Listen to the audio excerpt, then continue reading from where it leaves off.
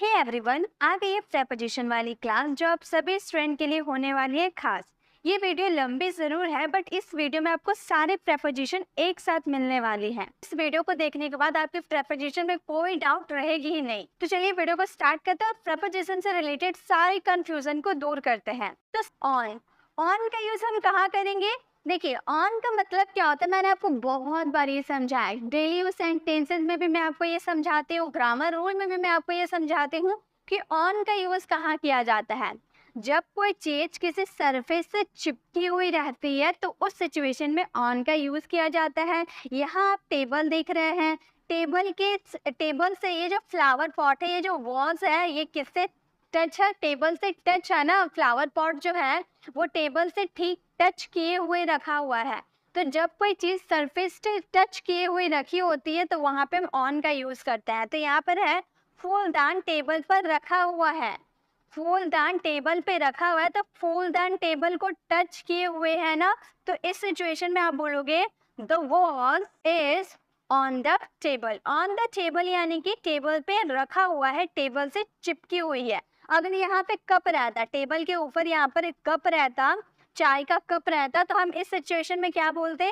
That cup is on the table. That cup is on the table. Cup जो है table पे रखा हुआ है, टेबल से चिपका हुआ है। अगर यहीं पर आपका कोई पेन रखा होता, यहाँ पेन रखा होता, तो हम क्या बोलते? The pen is on the table. अगर यहीं पर आपका बुक रखा होता तो इस सिचुएशन में हम क्या बोलते? The book is on the table. तो ऑन का यूज किस सिचुएशन में किया जाता है? जब कोई चीज सरफेस से चिपकी हुई रहती है तो वहां पे हम ऑन का यूज करते हैं। तो क्या केवल हम थिंग्स के साथ ही ऑन का यूज करेंगे? जब कोई चीज कोई थिंग्स के साथ चिपकी हुई रहती है तभी हम ऑन का यूज करेंगे? नहीं, सिर्फ थिंग्स के साथ नहीं। अगर देखिए यहाँ पर ये एक लड़का है, ये भी तो चेयर से चिपका हुआ है, चेयर पे बैठा हुआ तो वो भी तो चेयर से चिपका हुआ है, चेयर को टच किए हुआ है। तो यहाँ भी आप ऑन का यूज कर सकते हैं।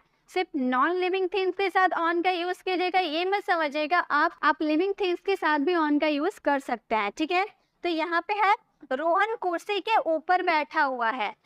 पर देखिए, पर के सिचुएशन में हम ऑन का यूज किए, ऊपर के सिचुएशन में भी ऑन का यूज कर सकते हैं। क्योंकि आप क्या बोल रहे हैं? रोहन कुर्सी के ऊपर बैठा हुआ है, मतलब कुर्सी से वो चिपका हुआ है, कुर्सी सरफेस है, सरफेस को टच किए हुआ है, यानी कि वहाँ ऑन का यूज करेंगे। हम बोलेंगे रोहन, हमारा सब्जेक्ट रोहन है, रोहन बैठा हुआ है ना, हम बोलेंगे Rohan is sitting on the table. Rohan is sitting on the table. Rohan जो है कुर्सी से, ऑन द टेबल या फिर ऑन द चेयर, रोहन कुर्सी के ऊपर बैठा हुआ है। तो आपको ये समझ में आ गया कि ऑन का यूज कहाँ करना है? जब कोई चीज सरफेस से चिपकी हुई रहती है उस सिचुएशन में हम ऑन का यूज करते हैं। ऑन का और भी यूज किया जाता है, किस किस कंडीशन में यूज किया जाता है चलिए मैं आपको सारी कंडीशन बताती हूँ। ऑन का यूज तो पहले हम लोगों ने कंडीशन देख लिया कि कोई चीज सरफेस से अगर चिपकी हुई रहती है तो वहां पर हम ऑन का यूज कर देते हैं। लेकिन और कौन कौन से सिचुएशन में हम ऑन का यूज कर सकते हैं? तो गाइस, अगर आप डे, डेट या ओकेजन की बात करते हो, डे यानी कि Monday, Tuesday, Wednesday, Thursday, Friday, जब आप इसकी बात करते हो तो वहाँ पे आप ऑन का यूज कर सकते हो। डेट की अगर बात करते हो, जैसे 2012, 2022, अगर डेट की आप बात करोगे तो वहाँ ऑन का यूज कर सकते हो। अगर ओकेजन, ओकेजन यानी कि जैसे कि किसी का बर्थडे हो गया, एनिवर्सरी हो गया, कोई ओकेजन हो तो वहाँ पे आप ऑन का यूज कर सकते हो। तो जैसे कि अगर आपको हॉर्न का यूज करना हो, अगर आपको बोलना हो कि वह संडे को जाएगा, वह संडे को जाएगा, मान लो कोई कहीं जाने वाला था तो आप बोल रहे हो कि वह संडे को जाएगा, तो उस सिचुएशन में आप बोल सकते हो he will go on Sunday, he will go on Sunday, वो संडे को जाएगा। अगर आप ओकेजन की बात करते हो कि उसने मेरे जन्मदिन पर मुझे गिफ्ट दिया, उसने मेरे जन्मदिन पर मुझे गिफ्ट दिया, तो आप बोलोगे he gave me a present on my birthday, he gave me a present on my birthday, उससे मेरे बर्थडे पर मुझे गिफ्ट दिया। ठीक है, तो इस तरह से आप ऑन का यूज कर सकते हो डे, डेट और ओकेजन के लिए। और भी ऑन के यूजेस है, जैसे कि अगर आपको राइट या लेफ्ट बोलना हो वहाँ पे आप ऑन का यूज कर सकते हो। जैसे कि अगर आपको बोलना हो कि मेरी बाईं ओर बैठ जाओ, मेरी बाईं ओर बैठ जाओ, तो आप बोलोगे seat on my left side, मेरे लेफ्ट साइड बैठ जाओ, seat on my left side. या फिर seat on my right side, मेरे दाईं ओर बैठ जाओ।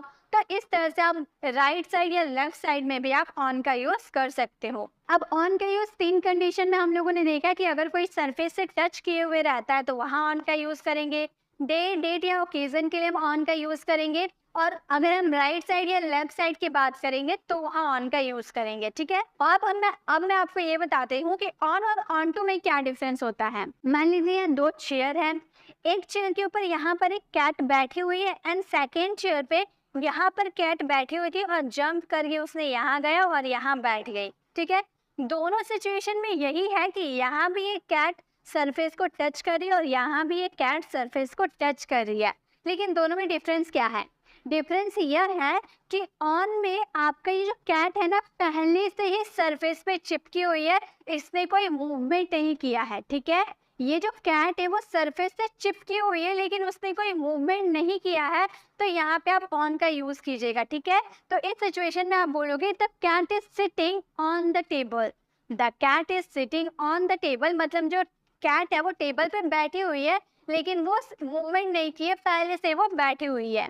सेकेंड सेंटेंस में कैट पहले यहाँ थी, फिर उसने मूवमेंट किया, जंप किया और यहाँ जाकर बैठ गई, तो वो मूवमेंट करके जाके सरफेस को टच की है। तो जब भी आप किसी चीज़ पे मूवमेंट करोगे और जाके सरफेस को टच करोगे, उस सिचुएशन में आप ऑन टू का यूज करोगे। आप बोलोगे the cat jumped on to the table. The cat jumped on to the table. जो कैट है वो टेबल के ऊपर कूदी, ठीक है। दोनों का मतलब ऊपर है, यहाँ भी कैट ऊपर में बैठी हुई है, यहाँ भी कैट ऊपर में है, लेकिन दोनों सिचुएशन अलग है। यहाँ पे कोई मूवमेंट नहीं हुआ है और ऑन टू में मूवमेंट हुआ है, तो ये आपको समझना है, ठीक है। आई होप आपको समझ में आ गए। चलिए अब नेक्स्ट देखते हैं। ऑन हमें अच्छे से क्लियर हो गया। चलिए नेक्स्ट प्रेपोजिशन को देखते हैं। अब हम बात करेंगे अप एंड डाउन। अप का मतलब होता है ऊपर एंड डाउन का मतलब होता है नीचे। अप का मतलब ऊपर, डाउन का मतलब नीचे। जैसे अगर हम किसी चीज के ऊपर होने की बात करते हैं तो अप का यूज करते हैं, और किसी चीज के नीचे होने की बात करते हैं तो वहाँ डाउन का यूज करते हैं, ठीक है। यही तो हम करते हैं। अगर हमें किसी को बोलना हो कि सीढ़ियों से ऊपर जाओ तो हम बोलेंगे गो अप स्टेयर्स। अगर हम बोले सीढ़ियों से नीचे आओ, कम डाउन स्टेयर्स। तो ये दो डिफरेंस है कि अगर सीढ़ियों से ऊपर जाएंगे तो अप का यूज करेंगे, सीढ़ियों से नीचे आएंगे तो डाउन का यूज करेंगे। लेकिन सिर्फ ऊपर नीचे के लिए नहीं, आप प्राइस में भी अप डाउन का यूज कर सकते हो। बढ़ रहा है यानी कि तेजी से ऊपर जा रहा है, बढ़ रहा है यानी कि ऊपर जा रहा है ना, यानी कि अप का यूज करेंगे। अगर किसी चीज की प्राइस नीचे जा रही है, कम हो रही है, यानी कि डाउन का यूज करेंगे। फॉर एग्जाम्पल अगर आपको बोलना हो सब्जियों के दाम बढ़ रहे हैं, मतलब उसका जो प्राइस है वो ऊपर जा रहा है, यही तो हम कहना चाह रहे हैं, बढ़ रहे हैं यानी कि ऊपर जा रहा है। तो हम बोलेंगे the prices of vegetables are going up. The prices of vegetables are going up. सब्जियों के दाम बढ़ रहे हैं। अगर हम बोले सब्जियों के दाम कम हो रहे हैं, ठीक है, कम होने की बात करेंगे तो हम सेंटेंसेस को बोलेंगे the prices of vegetables are coming down. The prices of vegetables are coming down. सब्जियों के दाम कम हो रहे हैं। तो ठीक है, अगर किसी चीज़ के ऊपर जाते हुए आप देखोगे तो अप का यूज़ करोगे, और नीचे आते हुए यानी कि कम होते हुए देखोगे तो वहाँ पे आप डाउन का यूज़ करोगे। अप और डाउन बहुत ईजी है। आई होप आपको समझ में आ गए। चलिए नेक्स्ट देखते हैं। नेक्स्ट हमारा प्रेपोजिशन है अंडर एंड अंडरनीथ या बीनीथ। अब इसमें क्या डिफरेंस है? दोनों का मतलब जानते हो क्या होता है? दोनों का मतलब होता है नीचे। अंडर का मतलब भी होता है नीचे और अंडरनीथ का मतलब भी होता है नीचे। लेकिन पहचाने कैसे कि किसका मतलब क्या होगा, कब अंडरनीथ का यूज़ करें और कब अंडर का यूज़ करें। तो गाइस बहुत ही छोटा डिफरेंस है लेकिन बहुत ही ज़्यादा इंपॉर्टेंट डिफरेंस है। देखिए यहाँ पे आप एक कैट को देख रहे हो, यहाँ कैट एक बैठी हुई है, ये नीचे है, टेबल के नीचे है। तो टेबल के नीचे है तो क्या आप इसे देख सकते हो? हम देख सकते हैं, हम इधर से देख सकते हैं, इधर से देख सकते हैं, यहाँ से भी देख सकते हैं, पीछे से देख सकते हैं, यानी कि हम सभी साइड से देख सकते हैं कि बिल्डिंग टेबल के नीचे है। तो इस सिचुएशन में हम अंडर का यूज़ करेंगे। तो अंडरनीथ का यूज़ कब करें? गाइस देखिए यहाँ पे बेड है, बेड के ऊपर ब्लैंकेट है, ब्लैंकेट के नीचे मैंने पैसे छुपा के रखे हैं। ब्लैंकेट के नीचे मैंने पैसे छुपा के रखे हैं। तो अगर मैं पैसे छुपा दूंगी देन ब्लैंकेट रख दूंगी तो क्या आप पैसे को देख पाओगे? नहीं ना। मैं अगर कवर कर दूंगी, ब्लैंकेट ऊपर डाल दूंगी तो पैसों को आप नहीं देख पाओगे। लेकिन पैसे तो है तो नीचे, ब्लैंकेट के नीचे ही तो है पैसे, लेकिन हम देख नहीं पा रहे, यानी कि वहाँ अंडरनीथ का यूज़ करेंगे। अगर नीचे की बात करें लेकिन वो कवर नहीं है पूरी तरह से, तो वहाँ अंडर का यूज कीजिएगा। लेकिन अगर आप नीचे की बात करें, वो चीज पूरी तरह से कवर है, तो वहाँ अंडरनीथ का यूज कीजिएगा। ठीक है, तो यहाँ पे है बिल्ली टेबल के नीचे है, तो हम क्या बोलेंगे? The cat is under the table. The cat is under the table. जो कैट है वो टेबल के नीचे है। अंडरनीथ का यूज कब करेंगे? जैसे अगर बोला हो मेरे पैसे कंबल के नीचे थे, मेरे पैसे कंबल के नीचे थे, तो हम बोलेंगे माई मनी, यानी कि मेरे पैसे, यानी कि माई मनी वॉज, पास्ट की बात करें इसलिए वॉज अंडरनीथ, नीचे नीचे रहने के सेंस में आप अंडरनीथ का यूज करोगे। अंडरनीथ द ब्लैंकेट, हमारा सेंटेंस थे वो my money was underneath the blanket, मेरे पैसे कंबल के नीचे थे। तो दोनों में क्या है? दोनों का मतलब नीचे होता है, लेकिन आप जब किसी चीज के नीचे रहने की बात करोगे लेकिन वो पूरी तरह से कवर नहीं रहेगा, तो वहां पे आप क्या यूज कीजिएगा? अंडर का यूज कीजिएगा। लेकिन आप किसी चीज के अंदर रहने की बात करो, वो पूरी तरह से कवर है, तो वहाँ अंडरनीथ का यूज कीजिएगा। गाइस, अगर आपको इसकी प्रैक्टिस क्लास चाहिए, ऐसे ही आप बहुत सारे सेंटेंसेस को खुद से फ्रेम करना चाहते हो, प्रैक्टिस वाली क्लास चाहिए, तो आप कमेंट सेक्शन में मुझसे बोल सकते हैं कि मैम इसकी प्रैक्टिस वाली क्लास भी चाहिए। अगर आप मुझे कमेंट बॉक्स में पूछते हैं, बोलते हैं इसकी प्रैक्टिस वाली क्लास करवाने को, तो ही मैं इसकी प्रैक्टिस वाली क्लास करवाऊंगी, वरना नहीं करवाऊंगी।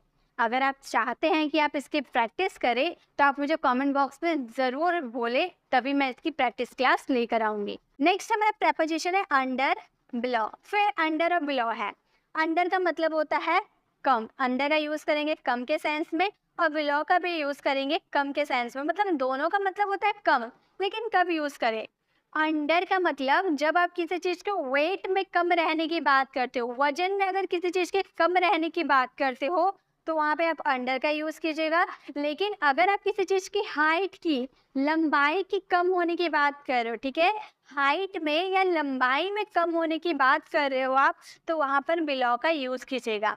जैसे अगर आपको बोलना हो मेरे बैग का वजन 1 किलो से कम है, तो यहाँ पे आप वजन की बात करो, वेट की आप बात करो ना, तो यहाँ पे आप अंडर का यूज कीजिएगा। ठीक है, ये आपको ध्यान रखना है कि आप वेट की बात कर रहे हो, वजन की बात कर रहे हो, और आपके सेंटेंस में कम है, यानी कि वहाँ अंडर का यूज करेंगे। हम सेंटेंस को बनाएंगे, the weight of my bag is under 1 kg, मेरे बैग का वजन 1 किलो से कम है।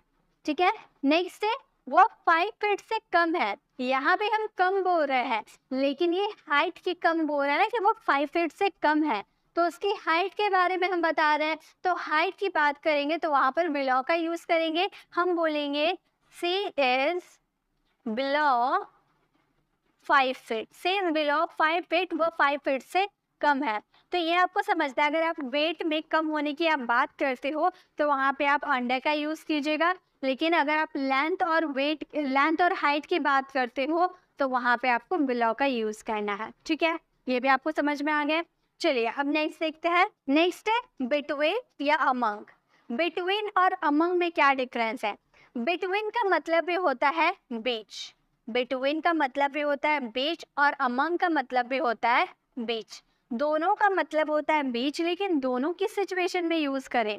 देखिए, अगर आपको बोलना हो टीना रोहन और रिया के बीच में बैठी हुई है, तो यहाँ पे अब अगर दो, मान लीजिए ये टीना है और ये रोहन है और ये रिया है, तो टीना 2 व्यक्तियों के बीच में बैठी हुई है ना।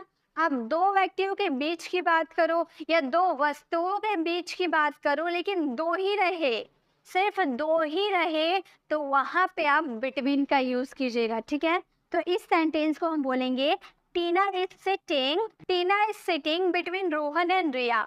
टीना जो है रोहन और रिया के बीच में बैठी हुई है। ठीक है, यानी कि 2 व्यक्तियों के वो बीच में है, यानी कि वहां पर बिटवीन का यूज करेंगे। नेक्स्ट है अमंग या अमंगस्ट। इसका यूज कब करेंगे? सेंटेंस है रोहन अपने दोस्तों के बीच खड़ा था, रोहन अपने दोस्तों के बीच खड़ा था। मान लीजिए रोहन है, ठीक है, रोहन के यहाँ 4 दोस्त है। तो अभी मैंने बिटवीन में आपको क्या बताया था कि अगर आप 2 व्यक्तियों के बीच में रहने की बात करते हो, तो ही बिटवीन का यूज करेंगे। लेकिन अगर आप 2 व्यक्तियों से ज्यादा की बात कर रहे हो, 2 व्यक्तियों से ज्यादा की बात कर रहे हो, तो वहां पे आप अमंग का यूज करेंगे। ठीक है, 2 व्यक्तियों से ज्यादा रहने की बात करेंगे तो यहाँ पे आप बोलोगे, आपका सेंटेंस बनेगा रोहन वॉज स्टैंडिंग, खड़ा रहने की बात करें यानी कि standing, Rohan was standing among his friend. हमारा सेंटेंस बन गया Rohan was standing among his friend या अमंगस्ट हिज फ्रेंड। रोहन अपने दोस्तों के बीच में खड़ा था। तो दो व्यक्तियों के बीच की अगर आप बात करते हो तो वहाँ बिटवीन का यूज कीजिएगा, लेकिन दो व्यक्तियों से ज्यादा की आप बात करो तो वहाँ पे आप अमंग या अमंगस्ट का यूज कीजिएगा। ठीक है, आई होप आपको ये भी समझ में आ गया बिटवीन और अमंग में क्या डिफरेंस है। चलिए अब इसी के साथ नेक्स्ट आइटम देखते हैं। नेक्स्ट हमारा प्रेपोजिशन है इन, एट और ऑन। तीनों का में बहुत ज़्यादा कंफ्यूजन होती है क्योंकि तीनों का हम यूज़ पर या मे के सेंस में करते हैं। आप इन का भी यूज़ पर या मे के सेंस में कर सकते हैं, एट का भी यूज़ पर या मे के सेंस में कर सकते हैं, और ऑन का यूज़ पर या मे के सेंस में कर सकते हैं। लेकिन ये कंफ्यूजन है कि इन का यूज़ कहाँ करें, एट का यूज़ कहाँ करें और ऑन का यूज़ कहाँ करें। बहुत ही ज़्यादा कंफ्यूजन होती है इस टर्न को समझने में। तो अगर आप मेरी बातों को ध्यान से सुनते हैं, समझते हैं, तो आपको आज के बाद कंफ्यूजन कभी नहीं होगी। फर्स्ट, अगर हमें बोलना हो टीना ऑफिस में काम करती है, टीना ऑफिस में काम करती है, या मे की बात किए तो अब क्या यूज करें, इन, एट, ऑन, क्या यूज करें। तीनों का मतलब है तो मैं होता है, तो किसका यूज करें। तो गाइस आप ध्यान दीजिए, टीना ऑफिस में काम करती है मतलब ऑफिस के अंदर की आप बात करो ना, ऑफिस के अंदर काम करती है, ऑफिस के बाहर तो काम नहीं करती है, ऑफिस के अंदर काम करती है, ऐसा हम बात कहने की कोशिश कर रहे हैं। तो टीना ऑफिस में काम करती है यानी कि ऑफिस के अंदर की आप बात कर रहे हो। तो जब भी आप किसी चीज के अंदर की बात करोगे और उसमें मे का सेंस आएगा यानी कि उसमें आपको इन का यूज करना है। ठीक है, टीना ऑफिस में काम करती है, इस सेंटेंस को अगर आप बनाने जाओ तो आप बोलोगे करते हैं यानी कि हमारा प्रेजेंट इंडेफिनिट का सेंटेंस है। हम बोलेंगे टीना वर्क्स, वर्ब का fifth form, works in the office. In the office, Tina office में काम करती है, तो ऑफिस के अंदर काम करती है ना, इसलिए जब भी हम ये बोलते हैं ना कि पापा ऑफिस में है यानी कि ऑफिस के अंदर रहते हैं, तो हम उस समय क्या बोलते हैं, पापा इज इन द ऑफिस, पापा इज इन द ऑफिस, पापा ऑफिस में है, पापा को ऑफिस में होना चाहिए, पापा should be in the office, पापा ऑफिस में हो सकता है, पापा can be in the office. तो इन द ऑफिस हम क्यों बोलते हैं, क्योंकि ऑफिस के अंदर रहने की हम बात करते हैं, इसीलिए हम इन का यूज करते हैं। अगर स्कूल के अंदर आप हैं तो वहाँ पर आप इन का यूज कर सकते हैं यानी कि आप किसी चीज के अंदर हैं तो वहाँ पे हम इन का यूज करेंगे। ठीक है, अब बात करते हैं एट। एट का यूज हम किस तरह के सेंटेंसेस में कर सकते हैं, जैसे कि रोहन उस दुकान पर खड़ा है, पर के सेंस में हम तीनों का यूज कर सकते हैं। लेकिन हम लोकेशन और पॉइंट की बात करें, देखिए दुकान पर, ये रोहन है, रोहन दुकान पर खड़ा है, तो क्या दुकान के ऊपर चढ़ के वो खड़ा है या दुकान के अंदर खड़ा है, नहीं, ये एक पॉइंट, एक जगह पे खड़ा है, दुकान है वहां पर एक जगह है वहां वो खड़ा है। ये बात आप लोकेशन और पॉइंट की बात कर रहे हो यानी कि इसमें एंड का यूज होगा जब आप किसी पॉइंट की बात करोगे, जब आप किसी पॉइंट की बात करोगे, एक पॉइंट की बात करोगे तो वहां एट का यूज करेंगे। तो ये दुकान पर खड़ा है, इसका मतलब ये नहीं कि वो दुकान के ऊपर खड़ा है या दुकान के अंदर खड़ा है, ऐसा हम नहीं बोल रहे। हम दुकान पर खड़ा है यानी कि दुकान के पास एक जगह है वहां पर खड़ा है, ऐसा सेंटेंस हम बोलना चाहते हैं। तो जब भी आप लोकेशन की बात करें, मान लो आप मुझसे मिलने आए हैं, आप गेट पर खड़ा है, तो गेट पर खड़ा है मैंने ये बोला, तो क्या गेट के ऊपर चढ़ के आप खड़े हैं, नहीं, गेट एक जगह है, वहां पर एक पॉइंट है, वहीं पर आप खड़े हैं। ठीक है, लोकेशन ऑफ पॉइंट की बात करें तो वहां पे हम एट का यूज करेंगे जब एक फिक्स लोकेशन की हम बात करेंगे। ठीक है, अंदर रहने की बात नहीं करें ना उसके ऊपर रहने की बात करें, हम एक लोकेशन की बात करें कि गेट पर खड़ा है या फिर शॉप पर खड़ा है। ठीक है, तो उस सिचुएशन में आप एट का यूज करेंगे। हम इस सेंटेंस को बनाएंगे रोहन खड़ा है यानी कि रोहन वॉज स्टैंडिंग, पास्ट की हम बात करें इसलिए वॉज का यूज किया, standing at that shop, shop के बाहर एक जगह है वहां पर खड़ा रहने की आप बात करो यानी कि वहां पे आप एट का यूज करेंगे। ठीक है, एट भी आपको समझ में आ गया। अभी इन, एट, इसके और भी मीनिंग होते हैं वो भी आपको समझना है। ठीक है, नेक्स्ट है ऑन। ऑन का यूज कहाँ करेगा, इसमें हम लोगों ने ऑन के पहले ही बहुत सारे यूजेस कर रखे हैं। ऑन का यूज जब कोई चीज़ सरफेस से टच रहती है तब वहाँ ऑन का यूज़ करते हैं, डे, डेट, ओकेजन के लिए हम ऑन का यूज़ करते हैं, राइट साइड या लेफ्ट साइड बोलने के लिए भी हम ऑन का यूज़ करते हैं, और हम इसमें भी ऑन का यूज़ करते हैं। क्या है समझिए, जैसे ईशान छत पर खड़ा था, ईशान छत पर खड़ा था, यानी कि छत के ऊपर खड़ा था, ये बोल रहा है। तो वो छत को टच किए हुए खड़ा था ना, अब छत के ऊपर उड़ उड़ के तो नहीं खड़ा था, ऐसा हम नहीं बोल रहे ना, तो छत को वो टच किए हुए था, इसीलिए वहां पे ऑन का यूज करेंगे। हम लोगों ने स्टार्टिंग में ही तो देखा उसके यूजेस कि जब कोई चीज सरफेस को टच किए हुए रहता है यानी कि ऑन का यूज करेंगे। तो हमारे सेंटेंस में छत के ऊपर खड़ा था, यानी कि छत के ऊपर, छत एक सरफेस है, सरफेस को टच किए हुए वो खड़ा था, तो यहाँ ऑन का यूज करेंगे। सिंपल है, हम लोगों ने पहले ये सीखा।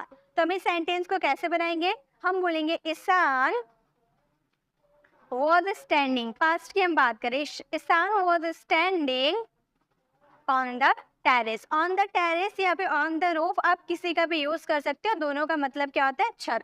तो हमारा सेंटेंस क्या फ्रेम हुआ, Ishan was standing on the roof, Ishan छत पर खड़ा था। तो आपको ये पहचानना है कि जब आप एक लोकेशन और पॉइंट की बात कर रहे हो, मतलब एक लोकेशन की आप बात कर रहे हो, एक पॉइंट की आप बात कर रहे हो, तो वहां पे आपको एट का ही यूज करना है। अगर आप किसी चीज के अंदर की बात करें, ऑफिस में, स्कूल में, घर में, किसी चीज के अंदर रहने की आप बात करो, यानी कि इन का यूज करेंगे। और किसी सरफेस को टच किए हुए आप खड़ा हो, यानी कि वहां पर ऑन का यूज करेंगे। ठीक है, इन, एट और ऑन समझ में आ गया। गाइस, इन के और भी यूजेस होते हैं, वो भी मैं आपको बता देती हूँ। जब आप किसी सीजन की बात करेंगे, यानी कि मौसम की बात करेंगे, तो भी वहां पर हम इन का यूज करते हैं। जैसे कि आपको मान लो, आपको अगर बोलना होता है हम आपसे गर्मियों में मिलेंगे, हम आपसे गर्मियों में मिलेंगे, तो गर्मी क्या है, सीजन है, समर हमारा सीजन है ना। तो मैं आपसे क्या बोल रही हूँ कि हम आपसे गर्मियों में मिलेंगे, तो उस समय हम बोलेंगे we will meet in summer, we will meet in summer, हम समर सीजन में आपसे मिलेंगे। ठीक है, तो आपको अगर बोलना हो सीजन की आप बात करो, समर, विंटर, रेनी सीजन, कुछ भी आप बात करो सीजन की, तो वहां पे आपको इन का यूज करना है। ये आप ध्यान रखें कि आप कॉपी में लिख लीजिए, ये अलग से आपको पीडीएफ इसकी नहीं मिलेगी, ये मैं आपको मुंह से बता रही हूँ, आपको इसके कॉपी में नोट्स बनाना होगा। ठीक है, आप कॉपी निकालिए और अभी लिखते जाइए कि इन का यूज, एक तो हम किसी चीज के अंदर रहने की बात करेंगे, वहां तो इनका यूज करेंगे ही, साथ में जब हम किसी सीजन की बात करेंगे, मौसम की बात करेंगे, समर हो गया, विंटर हो गया, रेनी हो गया, या फिर ऑटम हो गया, स्प्रिंग हो गया, कोई सा भी सीजन की आप बात कर रहे हो, तो वहां पे आपको इन का ही यूज करना है, ध्यान रहे। ठीक है, नेक्स्ट, इन का यूज और कहाँ हम कर सकते हैं, जब आप किसी देश की, शहर की, ठीक है, कंट्री या फिर सिटी, या फिर से देश की, शहर की, महाद्वीप की बात करते हो ना, तो वहां भी आपको क्या यूज करना होता है, इन का यूज करना होता है। ठीक है, जब भी आप किसी सिटी, किसी कंट्री की बात करोगे, तो वहां पे इन का यूज करना होगा। जैसे कि अगर आपको बोलना हो मैं मुंबई में रहता हूँ, आप बोलते हैं ना मैं मुंबई में रहता हूँ, तो हम क्या बोलते हैं, बहुत common, I live in Mumbai, I live in Delhi, I live in Pune, I live in Assam. मतलब आप जहाँ रहते हो, जिस सिटी में रहते हो, जिस कंट्री में रहते हो, वहां पे अगर आपको इसका मेंशन करना है, तो उसके आगे आपको इनका यूज करना होगा। ठीक है, ये भी एक यूजेस है, इसे भी कॉपी में आप नोट्स बना लीजिए। ठीक है, कि जब भी आप किसी देश की, किसी सिटी या फिर किसी कंट्री की बात करोगे, तो वहाँ इनका यूज करना होगा। नेक्स्ट, इनका यूज आप जब ईयर बताते हो, यानी कि साल बताते हो, मंथ बताते हो, आवर्स बताते हो, या फिर मिनट बताते हो, या सेकंड बताते हो, जब आप के साल, महीना, घंटा, मिनट, सेकंड जब आप बताते हो, तो इसमें भी आपको इनका यूज करना होता है। जैसे कि अगर आपको बोलना हो मैं आधे घंटे में स्कूल के लिए निकलूंगा, मैं आधे घंटे में स्कूल के लिए निकलूंगा, तो आप घंटा की बात करें ना, आप घंटा की बात करें, यानी कि इसमें क्या लगेगा, इनका यूज होगा। हम बोलेंगे I will leave for the school in half an hour, I will leave for the school in half an hour, मतलब हम आधे घंटे में स्कूल के लिए निकलेंगे। या फिर वो 2024 में घर जाएगा। ठीक है, तो मान लो अभी वो काम करता है, उसके बॉस ने कहा है कि तुम 2024 में घर चले जाना, तो वो क्या बोल रहा है, तो हम क्या बोल रहे हैं कि वो 2024 में घर जाएगा, तो हम बोलेंगे ही will go home in 2024, he will go home in 2024। तो इस तरह से आप इनका यूज किस में कर सकते हो, जब आप किसी चीज के अंदर, मेरी बातों को ध्यान से सुने और कॉपी में लिखते जाइए, जब आप किसी चीज के अंदर जाने की आप बात करते हो, ठीक है, स्कूल में, घर में, ऑफिस में, क्लासरूम में, अगर किसी चीज के अंदर रहने की आप बात करते हो, तो वहाँ इनका यूज तो करना ही है। साथ में अगर आप मंथ्स की, ईयर की, सेकंड की, मिनट की, आवर्स की आप बात करते हो, तो वहाँ भी आपको इनका यूज करना है। अगर आप किसी सिटी कंट्री का नाम लेते हो तो उसके आगे आपको इन का यूज़ करना है। और अगर आप किसी सीज़न की बात करते हो, समर सीज़न, विंटर सीज़न, किसी सीज़न की आप बात करते हो, तो वहाँ पे आपको इन का यूज़ करना है। तो इनके सारे यूज़ेस आपको समझ में आ गए। 4 जगह हम इनका यूज़ कर सकते हैं, ठीक है। अब हम बात करते हैं यहाँ जो एट है ना, इसका भी हम बहुत ही जगह इस्तेमाल करते हैं। जैसे कि पहला इस्तेमाल तो हमें समझ में आ गया कि अगर कोई लोकेशन और पॉइंट की अगर बात करेंगे तो वहाँ पे हम एट का यूज़ कर देंगे। और एट का यूज़ हम कहाँ कर सकते हैं? जब आप किसी निश्चित टाइम की भी बात करोगे ना, ये लोकेशन और पॉइंट था, ठीक है, ये लोकेशन और पॉइंट था तो एट का यूज़ किए। लेकिन अगर आप किसी निश्चित समय की, किसी निश्चित टाइम की बात करोगे तो वहाँ भी एट का यूज़ होता है। फॉर एग्जाम्पल, अगर आपको बोलना हो वह सुबह 10 बजे से काम कर रहा है, वह सुबह 10 बजे से काम कर रहा है, तो आप बोलोगे he is doing work at 10 o'clock। वो 10 बजे से काम कर रहा है, ठीक है, he is doing work at 10 o'clock। तो इस तरह से जब आप फिक्स टाइम की बात करोगे, एक निश्चित समय की बात करोगे, तो वहाँ भी एट का यूज़ आप कर सकते हो, लोकेशन और पॉइंट और निश्चित टाइम, ठीक है। नेक्स्ट, एट का यूज़ और कहाँ कर सकते हैं? जब आप बोलते हैं ना कि मैं रात से पढ़ रहा था, मैं रात से काम कर रहा था, मैं रात से उससे बात कर रहा था, तो रात से अगर आप कोई काम करते हो, रात, ठीक है, नाइट की बात करें, ठीक है, रात के लिए हमेशा एट का यूज़ कीजिएगा, ये आप याद रखिएगा। जैसे अगर आपको बोलना हो हम केवल रात में पढ़ते हैं, हम केवल रात में पढ़ते हैं, तो आप बोलोगे we study only at night, we study only at night. लेकिन अगर आप बोलोगे कि रात के लिए तो हम एट का यूज़ कर देंगे, तो मॉर्निंग, इवनिंग या आफ्टरनून के लिए क्या यूज़ करें? तो गाइस, मॉर्निंग, इवनिंग और आफ्टरनून के लिए आप इन का यूज़ करोगे, ठीक है।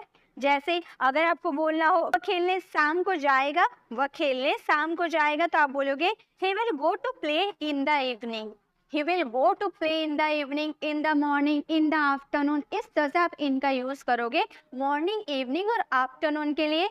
बट नाइट के लिए हमेशा एट का यूज कीजिएगा, ये आप याद रख लीजिए, ठीक है। और एट का यूज आप कब कर सकते हैं? जब आप किसी चीज की प्राइस बतानी हो, ठीक है, जब आपको किसी चीज की कीमत बतानी हो, मूल्य बतानी हो, तो वहाँ एट का यूज कर सकते हैं। जैसे कि आपको बोलना हो मैं टमाटर 100 रुपये किलो खरीद रहा हूँ, तो आप बोलोगे I am buying tomatoes at ₹100। 100 रुपये करके आप टमाटर खरीद रहे हो, ठीक है। तो जब आप किसी चीज़ के मूल्य बताते हो, यानी कि हम 100 रुपीज़ बोले ना, उसके आगे हम एट का यूज़ कर देंगे। एट ₹100, एट ₹30, एट ₹50, यानी कि मूल्य बताने के लिए भी आप एट का यूज़ कर सकते हो। और जब आप कोई फेस्टिवल के बारे में बतानी हो, जैसे कि होली हो गया, क्रिसमस हो गया, दिवाली हो गया, जो भी फेस्टिवल हुआ, उसके लिए भी आप एट का यूज़ करोगे। जैसे मैं होली पर घर आऊँगा, तो आपको बोलना हो I will come home at Holi, I will come home at Holi, मैं होली में घर आऊँगा। तो इस तरह से देखिए आप एट का यूज़ कहाँ कहाँ कर सकते हैं, लिख लीजिए कॉपी में। लोकेशन और पॉइंट की बात करेंगे तब एट का यूज़ करेंगे। जब फिक्स टाइम बताना हो, निश्चित समय बताना हो, तब एट का यूज़ करेंगे। जब हम किसी फेस्टिवल के बारे में बताएंगे कि हम होली में आएंगे, क्रिसमस में आएंगे, दिवाली में आएंगे, तो वहाँ पे हम एट का यूज़ करेंगे। प्राइस बतानी हो तो एट का यूज़ करेंगे। जब हमें बोलना हो रात से अगर रात की बात करनी हो तो एट का यूज़ करेंगे, ठीक है। तो आपको समझ में आ गया एट का यूज़ कहाँ कहाँ करना है। चलिए अब आगे बढ़ते हैं। ऑन का यूज़ तो हम लोगों ने स्टार्टिंग में ही देख लिया कि ऑन का यूज़ कहाँ कहाँ किया जाता है। आई होप गाइस आपको सीखने में मज़ा आ रहा होगा, आपको सारे प्रेपोजिशन समझ में आ रहे होंगे। अगर आपको वीडियो अच्छी लग रही है तो प्लीज़ वीडियो को लाइक करें, क्योंकि ये वीडियो बनाने में बहुत ही मेहनत लगी है। मैंने बहुत ही मेहनत करके आप लोगों के लिए ऐसी वीडियोस बनाई हूँ, तो आप प्लीज़ लाइक करके हमें मोटिवेट कीजिए और कमेंट में ज़रूर बताइएगा कि आपको वीडियो कैसी लगी है, मेरी मेहनत आपको पसंद आई या नहीं आई, ठीक है। इसका मतलब क्या होता है? अंडर का मतलब होता है ठीक नीचे, ठीक है, नीचे बोलो या फिर ठीक नीचे हम बोल रहे हैं, ज़्यादा अच्छे से क्लैरिटी मिलेगी। अंडर यानी कि ठीक नीचे और बिलो यानी कि केवल नीचे, ठीक है, केवल नीचे। दोनों का मतलब नीचे होता है, लेकिन सिचुएशन देखिए किस समय आपको अंडर का यूज़ करना है, किस समय आपको बिलो का यूज़ करना है। ये जो टेबल है ठीक घड़ी के नीचे है ना, टेबल घड़ी के ठीक नीचे है, मतलब किसी चीज़ के सीधाई पे है। देखिए ये भी सिचुएशन एकदम सेम है। अभी आपने ये जो किया ना, ओवर किया ना, ओवर का मतलब ठीक ऊपर था, उसका ऑपोजिट मान लीजिए ठीक नीचे की आप बात करो, ठीक है। ठीक नीचे की अगर आप बात करोगे तो वहाँ अंडर का यूज करोगे। तो ये जो सेंटेंस है, टेबल घड़ी के ठीक नीचे है, हम इस सेंटेंस को बनाएंगे the table is under the clock, clock के ठीक नीचे टेबल है, ठीक है। नेक्स्ट है बिलो, बिलो का मतलब होता है नीचे, लेकिन ये किसका अपोजिट है, अबव का अपोजिट है बिलो। अबव का मतलब क्या था, ऊपर तो है लेकिन ठीक ऊपर नहीं है, साइड में है। उसी तरह से ये भी है, ये ठीक नीचे नहीं है, देखिए नीचे है, घड़ी से नीचे है आपका टेबल, लेकिन एकदम सीधाई में नहीं है, ये तो साइड में, सीधा में तो यहाँ पे रहता, लेकिन ये साइड में है ना। तो इस सिचुएशन में आपको बिलो का यूज करना है।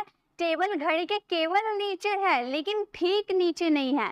तो इस सेंटेंस को आप बनाओगे the table is below the clock. हमारा सेंटेंस क्या फ्रेम हुआ, the table is below the clock, जो टेबल है वो घड़ी के ठीक नीचे है।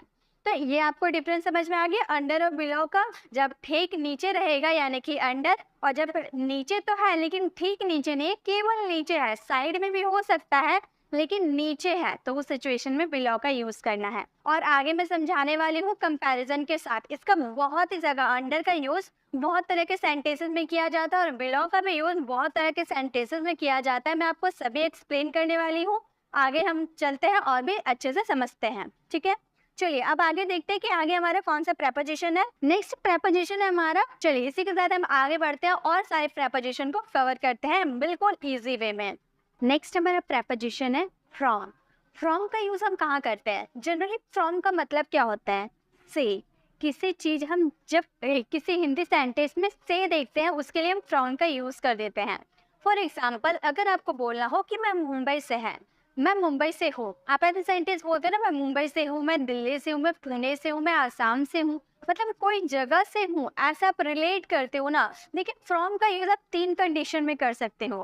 पहला तो जब आप किसी चीज से रिलेट करोगे, जैसे आप क्या बोल रहे हो कि मैं दिल्ली से हूँ, तो आप दिल्ली से रिलेट करते हो ना, दिल्ली से हो यानी कि दिल्ली से रिलेट करते हो, तो वहां पे आप फ्रॉम का यूज कीजिएगा। सेकेंड, अगर आप किसी चीज से दूर जाओगे, मतलब अलग हो गए अगर आप किसी चीज से, तो वहां आप फ्रॉम का यूज कर सकते हैं। प्लस अगर आपको कोई बीमारी है, कोई डिसीज है, कैंसर हो गया, टीबी हो गया, कोई बीमारी है आपको, तो वहां पे आप फ्रॉम का यूज कर सकते हैं, ठीक है। फॉर एग्जाम्पल, अगर आपको बोलना हो मैं मुंबई से हूँ, यानी कि आप मुंबई से रिलेट करते हो, तो इस सेंटेंस को आप क्या बोलोगे, आप बोलोगे I am from Mumbai. I am from Mumbai, मैं मुंबई से हूँ, आई एम फ्रॉम मुंबई।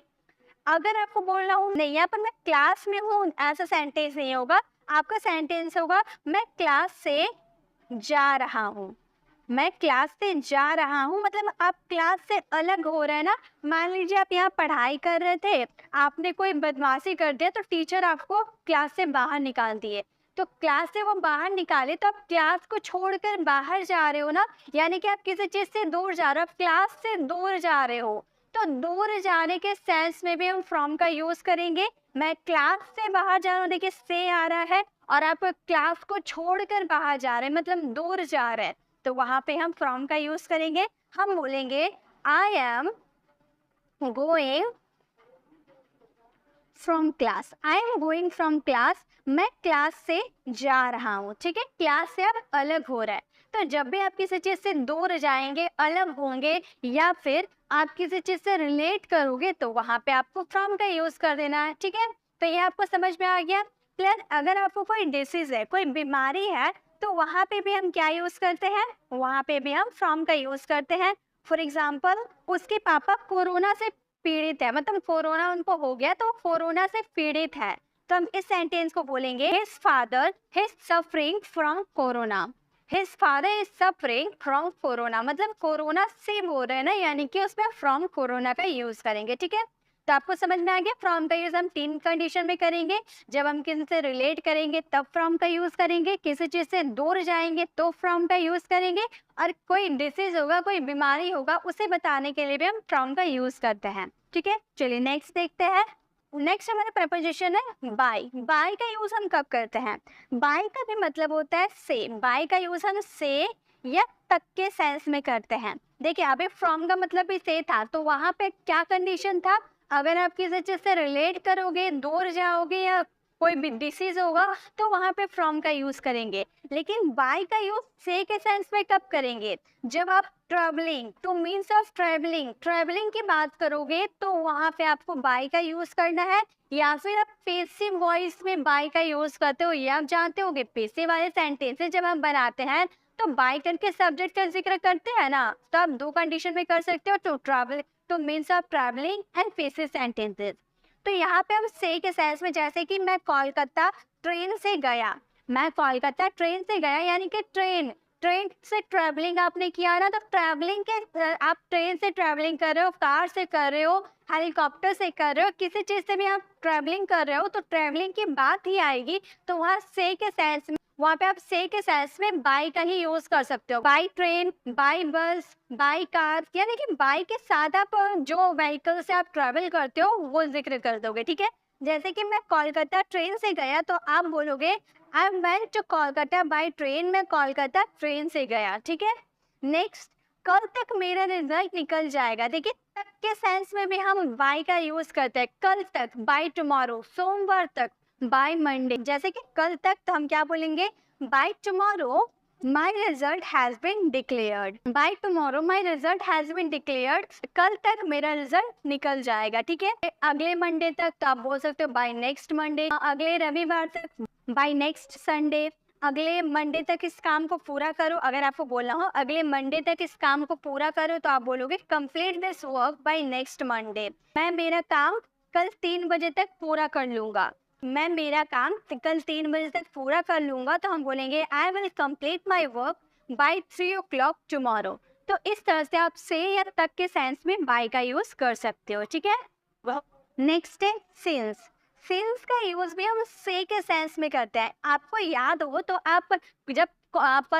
आपको याद हो तो जब भी आप परफेक्ट कॉन्टिन्यूअस टेंस की बात करते हो, परफेक्ट कॉन्टिन्यूअस टेंस, चाहे वो आपका प्रेजेंट परफेक्ट कॉन्टिन्यूअस टेंस हो, पास्ट परफेक्ट कॉन्टिन्यूअस टेंस हो या फ्यूचर परफेक्ट कॉन्टिन्यूअस टेंस हो, जब आप कोई सेंटेंस को बनाते हो तो यहाँ वहाँ पे आप सिंस या फोर का तो यूज करते हो ना टाइम मेंशन करने के लिए।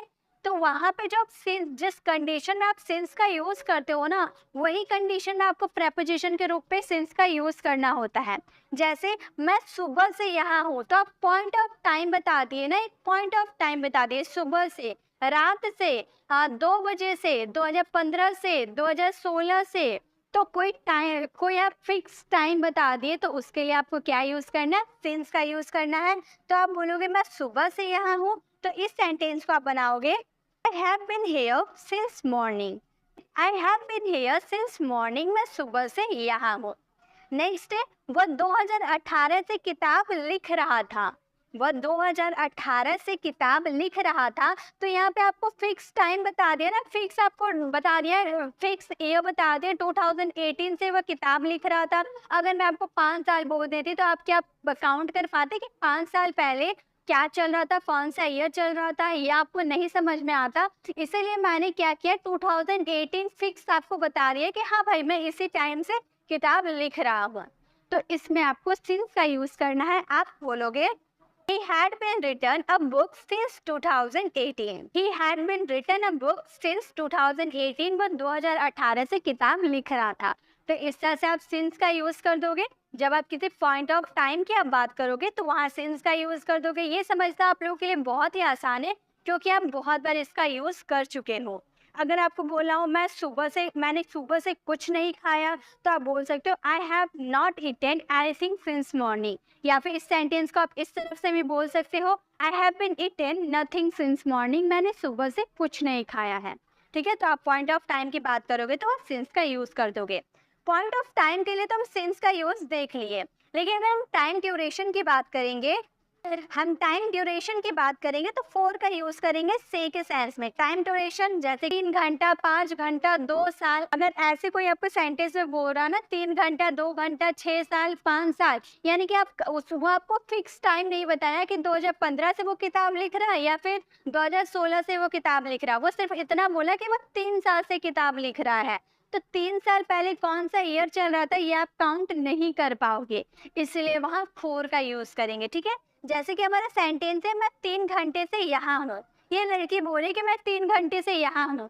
अब 3 घंटे पहले कितने बज रहे थे? मुझे नहीं पता 3 घंटे पहले कितने बज रहे थे। इसीलिए यहाँ पर हम फोर का यूज करेंगे क्योंकि हमें पता ही नहीं है 3 बजे 3 घंटे पहले क्या बज रहे थे। तो इस सेंटेंस को हम क्या बोलेंगे? I have been here for 3 hours. I have been here for 3 hours. मैं 3 घंटे से यहाँ हूँ। नेक्स्ट है मैं 2 घंटे से काम कर रहा हूँ। मैं 2 घंटे से काम कर रहा हूँ तो हम बोलेंगे I have been working for 2 hours. 2 घंटे पहले क्या बज रहे थे मुझे नहीं पता है। मैंने सिर्फ इतना बता दिया, उतना काउंट मैं करने नहीं गई, मैं सिर्फ इतना बता दिया कि मैं 2 घंटे से यहाँ काम कर रही हूँ। तो हम बोलेंगे I have been working for 2 hours. I have been working for 2 hours. मैं 2 घंटे से काम कर रहा हूँ। ठीक है, तो इस तरह से आप फोर का यूज और सिंस का यूज कर सकते हो। पॉइंट ऑफ टाइम के लिए आप सिंस का यूज करोगे और टाइम ड्यूरेशन के लिए आप फोर का यूज करोगे। ठीक है, सिंस फोर भी आपको समझ में आ गए।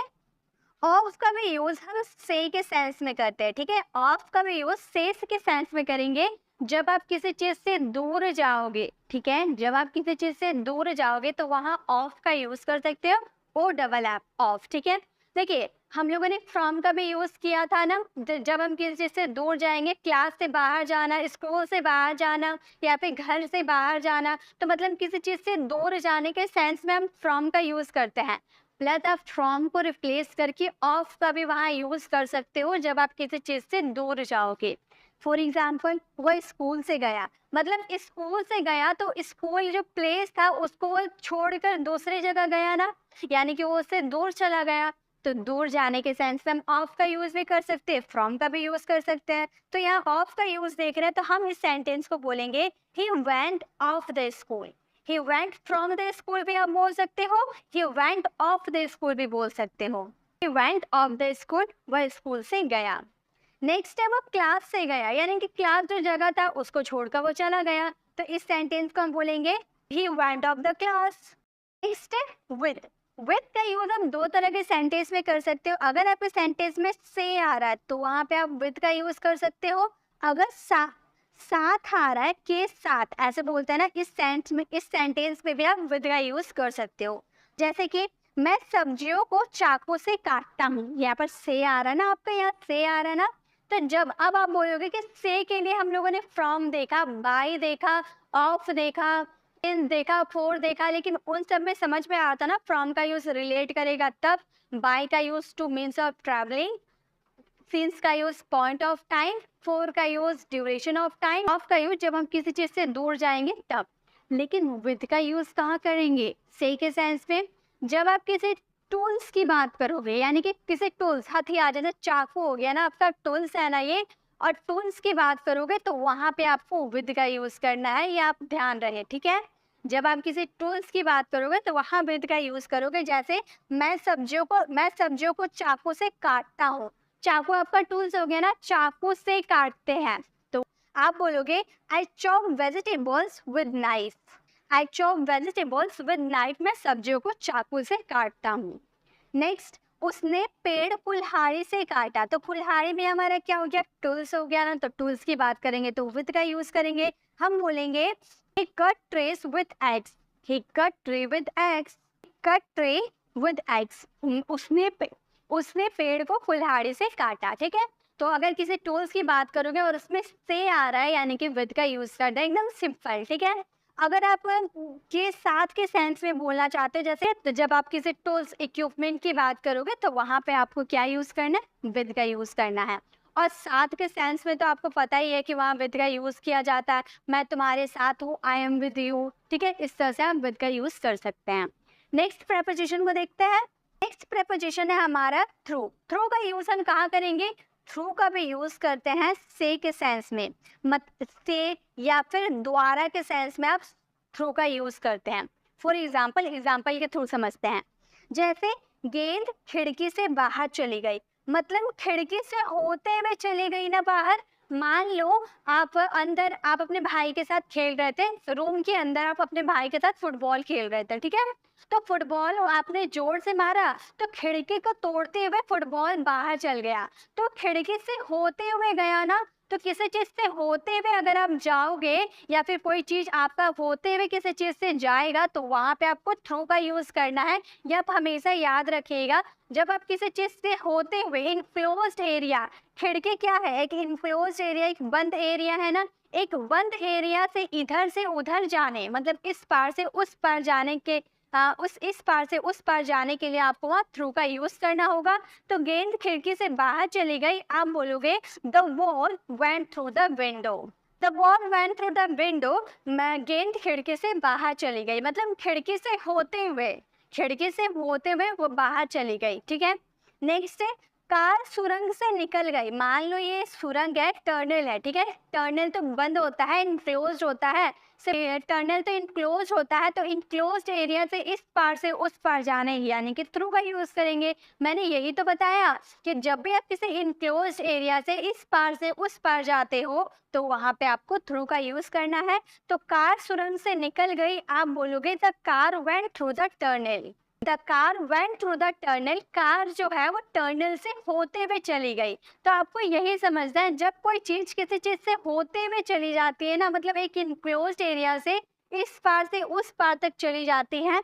मान लो यहाँ पर एक पाइप है। ठीक है, ये एक पाइप है, एक बच्चा यहाँ छोटा बच्चा है, ये बच्चा यहाँ से इस पार अंदर से होते हुए इधर चला गया, मतलब वो इस पार से इस पार चला गया ना, एक इनक्लोज्ड एरिया। ये पाइप क्या है, एक इनक्लोज्ड एरिया है, इनक्लोज्ड एरिया से इस पार से उस पार चला गया, यानी कि यहाँ पे थ्रू का यूज करना है, ये आपको समझना है। ठीक है, आपके हिंदी वाले सेंटेंस में भले ही से आए, लेकिन अगर आप किसी इनक्लोज्ड एरिया से इस पार से उस पार जाते हो यानी कि आपको वहाँ थ्रू का यूज करना है। आई होप आपको सभी समझ में आ गए। आई होप आपको ये भी समझ में आ गई कि थ्रू का यूज किस में करना है। हमारा नेक्स्ट प्रेपोजिशन है ago and before. Ago means क्या होता है, बिफोर मीन्स क्या होता है। तो गाइस अगो का मतलब भी होता है पहले और बिफोर का मतलब भी होता है पहले, लेकिन दोनों की सिचुएशन में यूज करें। एगो का यूज हम कब करते हैं और बिफोर का यूज हम कब करते हैं? ज्यादातर हम पहले के सेंस में बिफोर का यूज करते हैं, लेकिन अगर हम ग्रामर रूल के हिसाब से यूज करें तो एगो का अलग जगह यूज किया जाता है और बिफोर का अलग जगह यूज किया जाता है। एगो कहाँ यूज किया जाता है?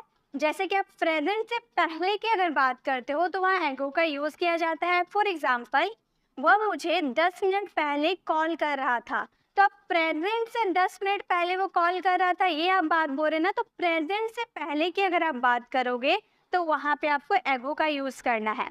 लेकिन बिफोर का यूज कब करना है? तो गाइस बिफोर का हम यूज करेंगे अगर आप पास्ट या फ्यूचर से पहले की बात बोल रहे हो। ठीक है, अगर आप पास्ट या फ्यूचर के पहले की बात कर रहे हो, पास्ट में आप 10 मिनट पहले की बात कर रहे हो या फिर फ्यूचर से 10 मिनट पहले की आप बात कर रहे हो, तो वहाँ पे आपको बिफोर का यूज करना है। लेकिन अगर आप प्रेजेंट से पहले की अगर बात करते हो तो वहाँ पे आप हमेशा एगो का यूज कीजिएगा। यही ग्रामर का रूल होते हैं। ठीक है, तो हमारा सेंटेंस है वो मुझे 10 मिनट पहले कॉल कर रहा था, तो वह किसी बॉय की अगर हम बात करेंगे तो बोलेंगे he was calling me. Call कर रहा था, यहाँ पास्ट कॉन्टिन्यूअस की बात करें तो he was calling me, was plus verb का फोर्थ फॉर्म यूज किए हैं। कब, कितने मिनट पहले? 10 मिनट पहले। तो हमारा सेंटेंस होगा 10 मिनट्स। और यहाँ पर प्रेजेंट से पहले की हम बात करें तो वहाँ पर एगो का यूज करेंगे, तो हमारा सेंटेंस फ्रेम हुआ he was calling me 10 minutes एगो, वह मुझे 10 मिनट पहले कॉल कर रहा था। नेक्स्ट है बिफोर। बिफोर का भी यूज पहले के सेंस में करेंगे, लेकिन कब करेंगे? जब हम पास्ट या फ्यूचर के पहले की बात करेंगे तब हम यूज करेंगे। फॉर एग्जाम्पल, बस आपके आने से 5 मिनट पहले ही निकल गए थे, मतलब हम जब पहुंचे थे पास्ट में उससे भी 5 मिनट पहले ही बस निकल गई थी, तो आप पास्ट में वहां पहुंचे थे। प्रेजेंट में मैं बोल रही हूँ कि आपके वहां पहुंचने से यानी कि आप जब पहुंचे पास्ट में उससे भी पहले बस निकल गई थी, तो पास्ट से पहले की आप बात बोल रहे हो यानी कि बिफोर का यूज करोगे। तो हमारा सेंटेंस बनेगा द बस निकल गई थी, हैड लेफ्ट का यूज करेंगे। निकल गई थी यानी कि लेव का थर्ड फॉर्म लेफ्ट होता है।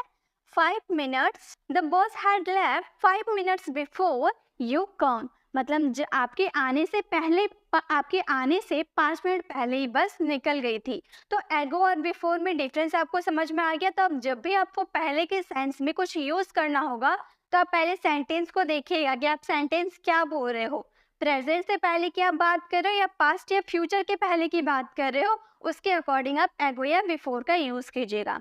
आई होप आपको एगो और बिफोर में कंफ्यूजन दूर हो गई होगी। अब ये बिफोर है ना, बिफोर का यूज हम और एक कंडीशन में करते हैं। जब हम कोई चीज सामने की बात बोलते हैं ना कि वह आपके सामने खड़ा है, या फिर मैं आपके सामने कुछ बोलने की हिम्मत नहीं कर सकता हूँ, तो सामने की बात बोलेंगे तो वहां पे हम बिफोर का यूज कर सकते हैं। जैसे कि अगर आपको बोलना हो वह आपके सामने खड़ा है, वह आपके सामने खड़ा है, तो आप यहाँ पर हो, आपके सामने, मान लो आप यहाँ पर हो और आपके ठीक सामने दूसरा व्यक्ति खड़ा है, तो आप उस सिचुएशन में बोलोगे he is standing before you. वह आपके सामने खड़ा है, he is standing before you. या फिर सामने के लिए हम इन फ्रंट ऑफ का भी यूज करते हैं, हम बोल सकते हैं he is standing in front of you.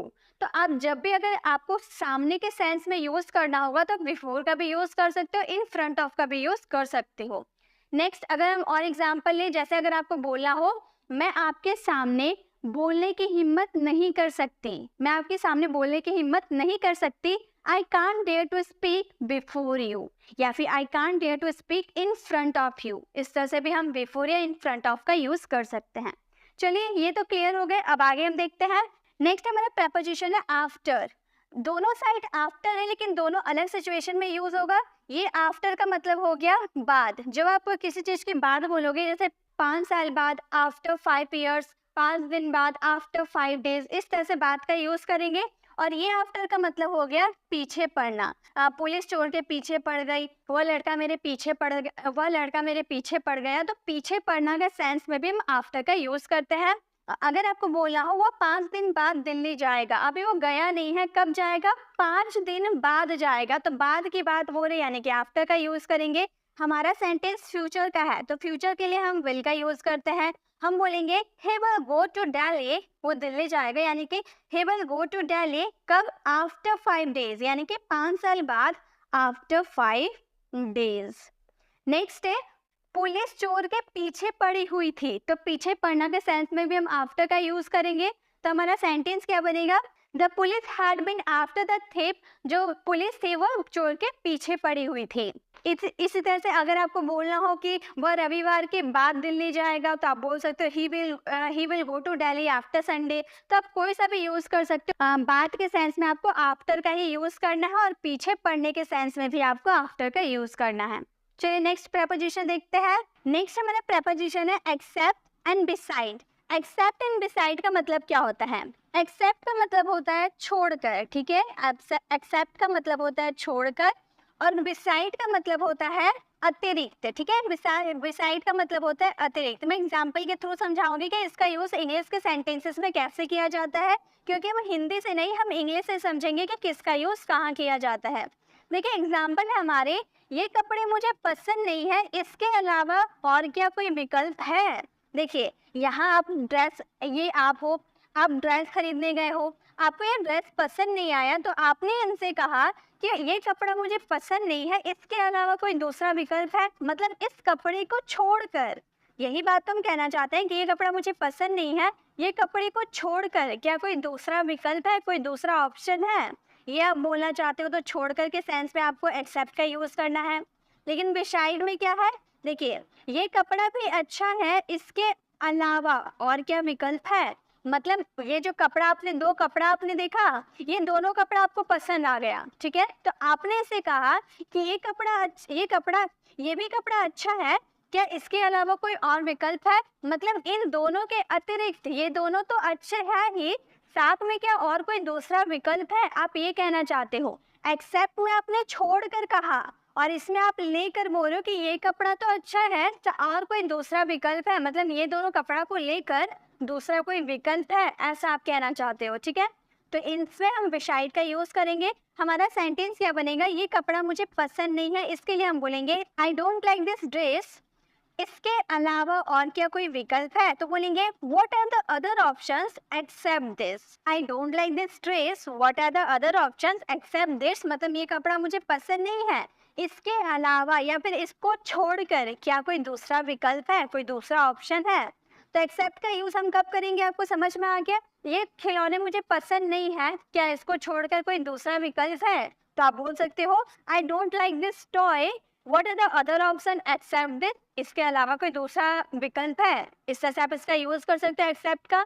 Beside में क्या है, ये कपड़ा भी अच्छा है, इस सेंटेंस के लिए आप बनाओगे this dress is also nice, this dress is also nice but what are the other options beside this, ये कपड़ा भी अच्छा है, इसके अलावा क्या कोई दूसरा विकल्प है। मतलब ये कपड़ा तो आपको ठीक लग रहा है, ये आप साइड कर दो, इसके अतिरिक्त, इसको लेकर कोई दूसरा विकल्प है, आप ये कहना चाहते हो, ठीक है। तो इसमें आप छोड़कर आप बात कर रहे थे और इसमें लेकर आप बात कर रहे हो, ठीक है। नेक्स्ट हमारा प्रपोजिशन है इनटू एंड इन, बहुत ही कॉमन है बट बहुत ही ज्यादा स्टूडेंट मिस्टेक करते हैं इनके यूजेस में। इनटू का मतलब भी होता है मैं, ये भी मैं के सेंस में यूज होता है, और मे इन का भी मतलब होता है मैं, ये भी मे के सेंस में यूज होता है, लेकिन कहाँ यूज करें। इनटू का मतलब भी मे और इन का मतलब भी मैं, जैसे कि चाय को कप में डालो और यहाँ पर कप में चाय है, कप में चाय है, तो दोनों का यूज कैसे करेंगे।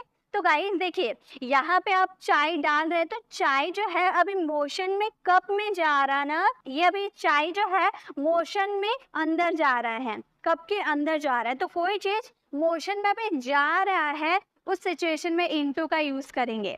और इसमें क्या था, कप में चाय है, ऑलरेडी कप में चाय है, यहाँ पर कोई मोशन में अंदर नहीं जा रहा है, चाय ऑलरेडी पहले से इसमें रखा हुआ है, तो इस सिचुएशन में हम इनका यूज करेंगे, ठीक है। दोनों में क्या डिफरेंस आपको समझ में आ गया। अगर कोई चीज अभी मोशन में अंदर जा रहा है यानी कि वहां पर इनटू का यूज करेंगे, लेकिन पहले से अगर कोई चीज किसी चीज के अंदर है तो वहां पे आप इनका यूज करेंगे।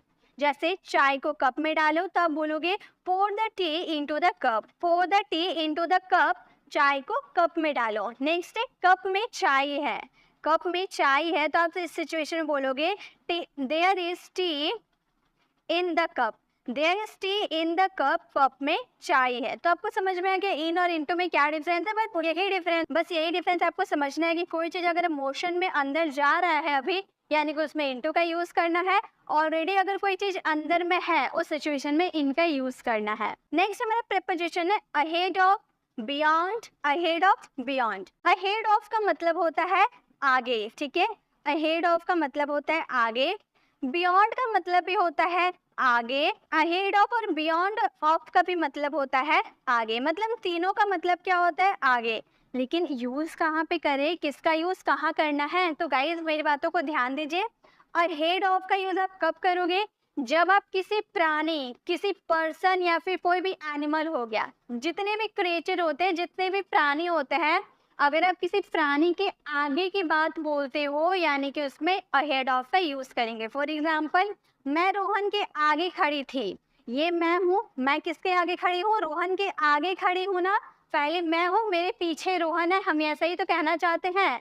तो मैं रोहन के आगे खड़ी थी तो मैं क्रिएचर हो गई, मैं प्राणी हो गई, तो किसी प्राणी के आगे रहना यानी कि वहां पे अहेड ऑफ का यूज करेंगे। मैं रोहन से आगे खड़ी थी, इस सिचुएशन में हम बोलेंगे आई वॉज, पास्ट की बात करें इसलिए वॉज का यूज करेंगे, I was standing ahead of Rohan, ahead of Rohan, Rohan के आगे खड़ी थी ना यानी कि अहेड ऑफ रोहन। तो हमारा सेंटेंस क्या फ्रेम हुआ, I was standing ahead of Rohan, मैं रोहन के आगे खड़ी थी। तो कोई भी प्राणी के अगर आप आगे रहते हो तो वहां पे आप अहेड ऑफ का यूज करोगे। जैसे कैट जो थी वो डॉग से आगे थी, तो यहाँ पे क्रिएचर की आप बात करो तो यहाँ पे अहेड ऑफ का यूज करेंगे। तो जब भी आप क्रिएचर के आगे रहने की आप बात करोगे तो वहां पे आपको अहेड ऑफ का यूज करना है, ठीक है। नेक्स्ट है बियॉन्ड, बियॉन्ड का मतलब ये होता है आगे, लेकिन ये कब यूज करेंगे गाइस, बियॉन्ड का यूज आगे के सेंस में करेंगे जब हम किसी निराकार यानी कि अब्स्ट्रैक्ट की बात करेंगे, जो जिसको ना हम छू सकते हैं ना हम देख सकते हैं, उस सिचुएशन में अगर हम आगे रहने की बात करते हैं तो वहां पर हम बियॉन्ड का यूज करेंगे।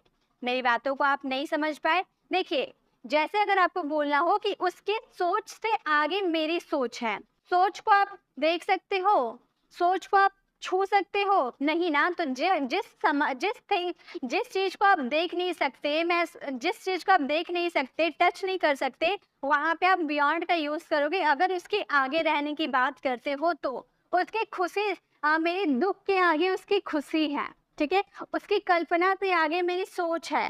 इस तरह से आप सेंटेंसेस को बनाओगे। जब आप किसी अब्स्ट्रैक्ट की बात करोगे तो वहां पे हम बियॉन्ड का यूज करोगे।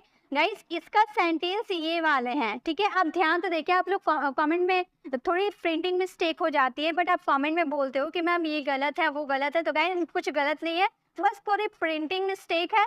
यहाँ पे बियॉन्ड का एग्जाम्पल ये है, आप ध्यान दीजिए, बियॉन्ड का एग्जाम्पल ये है, और अहेड ऑफ और बियॉन्ड ऑफ का एग्जाम्पल ये है, ठीक है। मैं आपको अच्छे से समझा दे रही हूँ, आपको कमेंट में ऐसे कुछ बातें नहीं लिखनी है कि ये गलत है, मैं सही बता रही हूँ।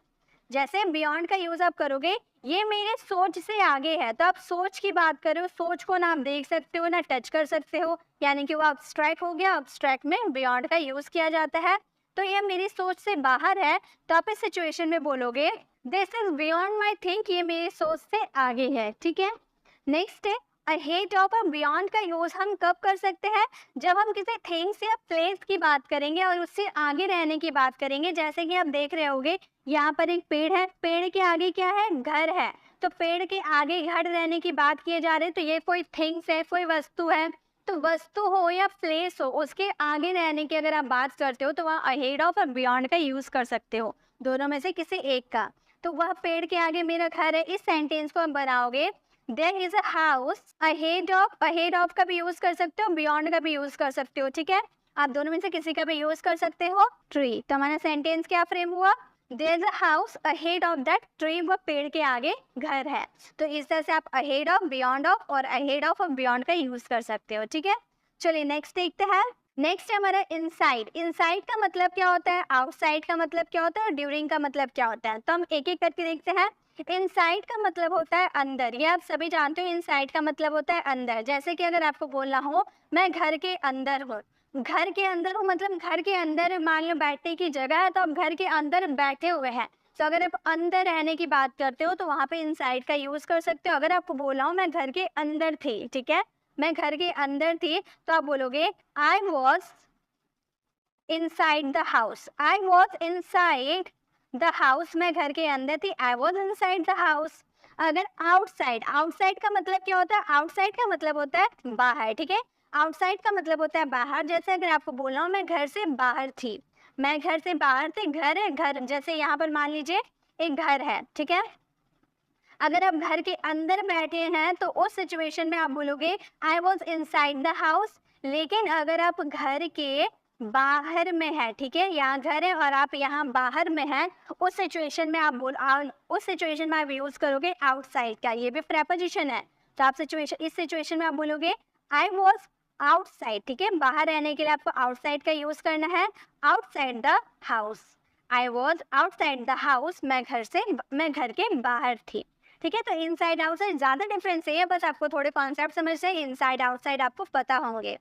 नेक्स्ट है ड्यूरिंग। ड्यूरिंग का मतलब होता है के दौरान, ड्यूरिंग का मतलब होता है के दौरान। जैसे पढ़ाई के दौरान मुझे भूख लग रही थी, होमवर्क के दौरान मुझे नींद आ रही थी, मतलब किसी समय के दौरान की आप बात करो, ठीक है, किसी समय के दौरान की आप बात करोगे तो वहाँ पे आपको यूज़ करना है ड्यूरिंग का। पढ़ाई के दौरान मुझे भूख लग रही थी, मतलब मैं जब पढ़ने के लिए बैठी तो मुझे भूख लग रही थी, ऐसा हम बोल, मतलब मैं पढ़ाई कर रही थी, पढ़ाई करते करते मुझे भूख वाली फीलिंग आ रही थी, हम ऐसा कहने की कोशिश कर रहे हैं, तो हम बोलेंगे I was feeling appetite, I was feeling appetite during study, ठीक है, ड्यूरिंग स्टडी, पढ़ाई के दौरान मुझे भूख लग रही थी।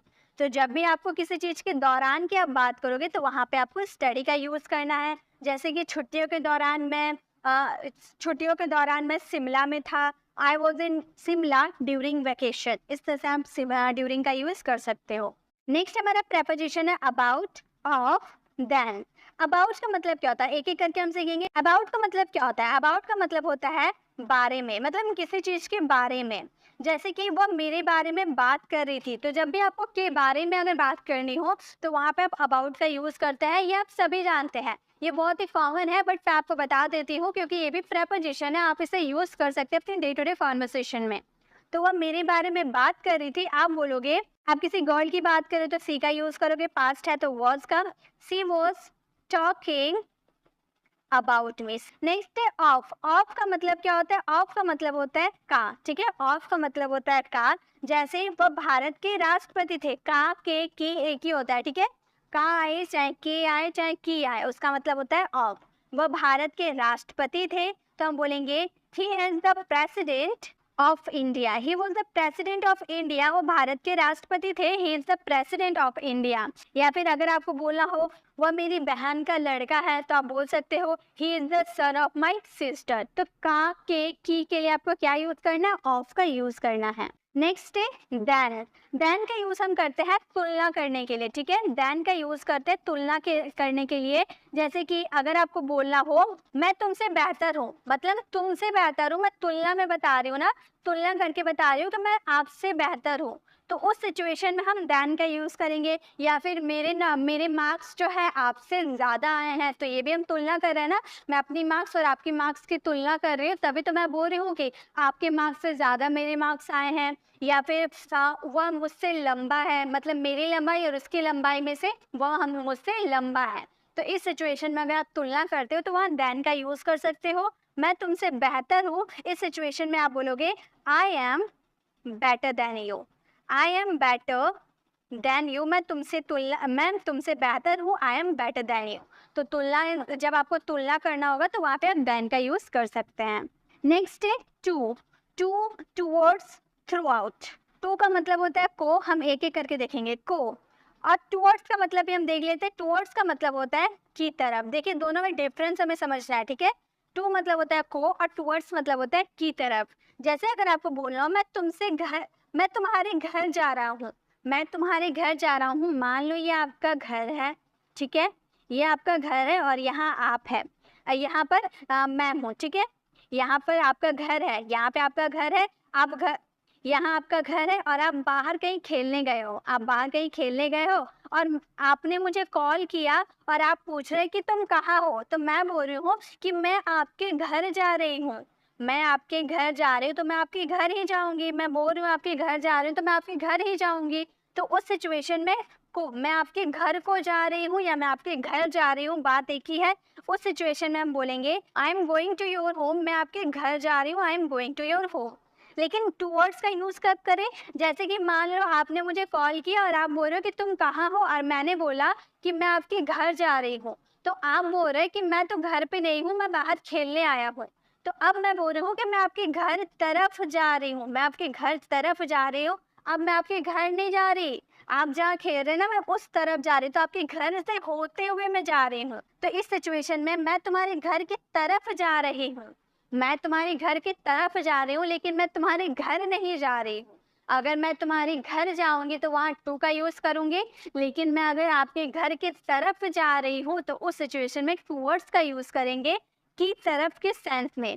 जैसे कि मैं तुम्हारे घर तरफ जा रहा हूँ, हम बोलेंगे आई एम गोइंग टूवर्ड्स, ठीक है। की तरफ के लिए आपको क्या यूज करना है? टूवर्ड्स का यूज करना है, योर होम।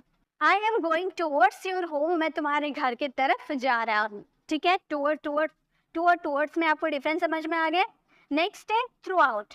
थ्रू आउट का मतलब होता है सारा समय, सारा दिन, सारा, पूरा समय, ऐसे सारा या पूरा के लिए अगर हम बोलते हैं उस समय थ्रू आउट का यूज करते हैं। फॉर एग्जाम्पल हमने सारा दिन पढ़ाई किया, उसने सारा समय फोन में बात किया, वो सारा साल सिर्फ छुट्टियों में बिता दिया। तो सारा समय, सारा साल, पूरा साल, ऐसे सारा या पूरा के लिए आपको क्या यूज करना है? थ्रू आउट का यूज करना है। हमने सारा समय पढ़ाई किया, हम बोलेंगे वी स्टडीड। ये हमारा पास्ट इंडेफिनिट का सेंटेंस है, ये हमारा पास्ट इंडेफिनिट का सेंटेंस है, इसलिए सब्जेक्ट प्लस V2 का यूज किए। ही स्टडीड सारा दिन, यानी कि थ्रू आउट का यूज करेंगे, throughout the day, throughout the day, सारा मतलब पूरा day. We studied throughout the day, हमने सारा दिन या फिर पूरा दिन पढ़ाई किया, ठीक है। नेक्स्ट देखते हैं। नेक्स्ट प्रेपोजिशन है हमारे अराउंड। अराउंड का मतलब होता है चारों ओर, ठीक है। अराउंड का मतलब होता है चारों ओर। जैसे कि अगर आपको बोलना होता है सूर्य पृथ्वी के चारों ओर घूम रही है, वह मेरे चारों ओर घूम रहा है, तो चारों ओर घूमने को ही हम क्या बोलेंगे? अराउंड बोलेंगे, ठीक है। तो सूर्य पृथ्वी के चारों ओर घूम रहा है, इस सिचुएशन में आप बोलोगे the earth is revolving around the sun. Next, तो अराउंड के लिए आपको चारों ओर के लिए आपको अराउंड का यूज करना है। नेक्स्ट है विदाउट। विदाउट का मतलब होता है के बिना, ठीक है।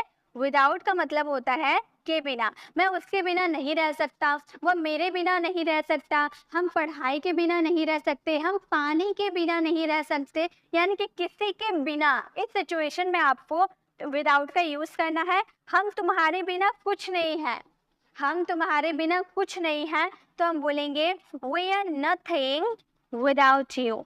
We are nothing without you, हम तुम्हारे बिना कुछ नहीं है। We are nothing about without you. ठीक है गाइज, आई होप आपको वीडियो अच्छी लग रही है। प्लीज़ अच्छी लग रही है तो लाइक ज़रूर करें, क्योंकि आप लोगों के लाइक से हमें बहुत ही मोटिवेशन मिलती है ऐसे वीडियोस बनाने की। अब मैं आपसे बार बार बोल रही हूँ कि अगर आपको इसकी प्रैक्टिस क्लास चाहिए तो आप कमेंट बॉक्स में ज़रूर बोलिएगा। मैं इसकी प्रैक्टिस क्लास भी ज़रूर लाऊंगी, जिसमें आपको बहुत सारे सेंटेंसेस भी मिलेंगे और साथ में एक्सरसाइज, और साथ में कुछ एक्सरसाइज भी मिलेंगे जो आपको घर में सॉल्व करने को रहेंगे। ठीक है, नेक्स्ट हमारा प्रेपोजिशन है विदिन। विदिन का मतलब होता है के अंदर, के अंदर। जैसे कि आप बोलते हो ना, मैं 5 मिनट के अंदर घर पहुंच जाऊंगा। 5 मिनट के अंदर मतलब 5 मिनट होते होते मैं घर के अंदर पहुंच जाऊंगा। वह 10 मिनट में अपना काम पूरा कर देगा, यानी कि 10 मिनट के अंदर वो अपना पूरा काम कंप्लीट कर देगा। हम 5 साल में ये किताब को छाप देंगे, तो 5 साल के अंदर बोल रहे, यानी कि किसी समय के अंदर आप कोई काम करते हैं, उस सिचुएशन में आपको विदिन का यूज करना है।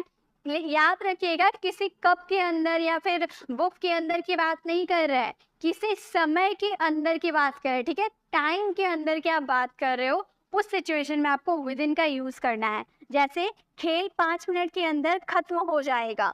जो आप खेल खेल रहे हो, मान लो आप क्रिकेट का खेल खेल रहे हो, काफी समय से चल रहा है, अब सबको उम्मीद है कि 5 मिनट के अंदर खेल खत्म हो जाएगा, तो आप बोल रहे हो कि खेल 5 मिनट के अंदर खत्म हो जाएगा, तो आप बोलोगे game over with in 5 minutes. Game over with in 5 minutes. खेल खेल 5 मिनट के अंदर खत्म हो जाएगा, game over with in 5 minute.